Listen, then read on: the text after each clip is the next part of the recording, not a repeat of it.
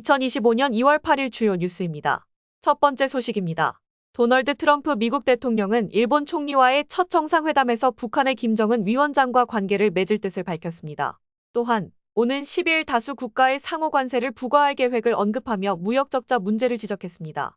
일본은 이에 대한 대응으로 대미 투자 확대와 미국산 LNG 수입 증가를 약속했습니다. 두 번째 소식입니다.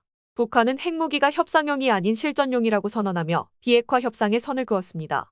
이러한 입장은 향후 국제사회의 비핵화 요구에 대한 강한 거부 의사를 나타내는 것으로 분석됩니다. 트럼프 대통령의 대북 접근 방식 변화와 대조적인 행보를 보이며 긴장이 고조될 가능성이 있습니다. 세 번째 소식입니다. 강추위가 전국을 강타하고 있습니다. 전국 대부분 지역에서 기온이 영하 10도 이하로 떨어졌으며 중부지방과 전북 동부, 경상권 내륙에는 한파특보가 발효되었습니다. 서울의 체감온도는 영하 18도까지 하락했으며 호남과 제주에는 내일까지 많은 눈이 예상됩니다. 네 번째 소식입니다. 의료계와 정부 간의 갈등이 1년째 계속되고 있습니다. 정부의 의대 정원 확대 발표 이후 의료계와의 대립이 지속되고 있는 가운데 일부 병원 응급실의 상황은 점차 안정되고 있습니다. 그러나 근본적인 문제 해결을 위한 논의와 협력이 여전히 필요한 상황입니다. 다섯 번째 소식입니다. 텔레그램에서 자경단이라는 이름으로 성착취 범죄를 저질러온 김노관의 신상이 공개되었습니다.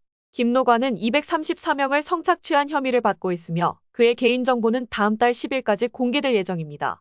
이번 사건은 디지털 성범죄의 심각성을 다시 한번 경고하고 있습니다.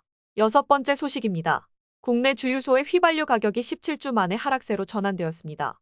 국제 유가 하락의 영향을 받은 것으로 분석되며 석유협회는 다음 주까지 휘발유와 경유 가격이 추가로 하락할 가능성이 있다고 전망했습니다. 소비자들의 경제적 부담이 다소 줄어들 것으로 기대됩니다. 일곱 번째 소식입니다. 트로트 가수 송대관 씨가 78세의 나이로 별세했습니다.